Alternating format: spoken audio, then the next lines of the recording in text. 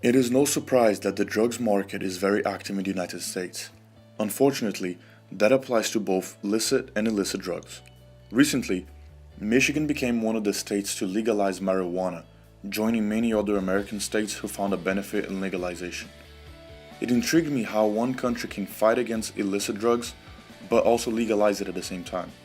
As a citizen, I do want the country to move forwards, and for that reason, finding out the impact of drugs in the economy was important for my comprehension of public expenses, what has been done about drug trade, and finally, why is all this money being spent if investment and results do not seem to have a direct relationship?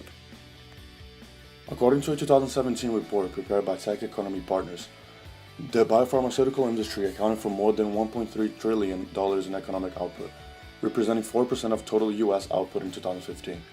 This industry is one of the few very powerful and impactful industries present in the American economy nowadays. However, even illicit drugs can be harmful to the economy.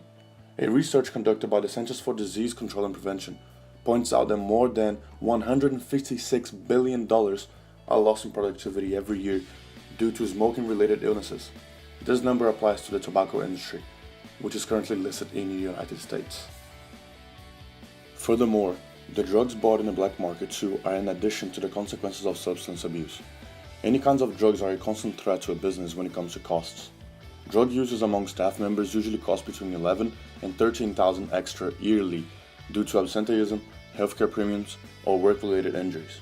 If multiplied by the average amount of drug users among staff members across the country, that would lead to a huge total cost that in fact should have been the net income of businesses. The tax collection could be much higher if it wasn't for drugs, and the GDP of the country would have been on a high now for years.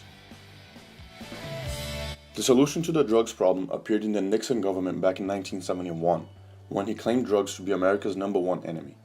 Since then, the federal government has spent over $65 billion on what is called Combative Drugs Plan, but it clearly has not worked. Another solution to transform drugs into a huge tax collecting industry is legalization. Colorado was the first state to adopt this method in 2012, and since then, many more benefits than drawbacks seem to have been the result of it.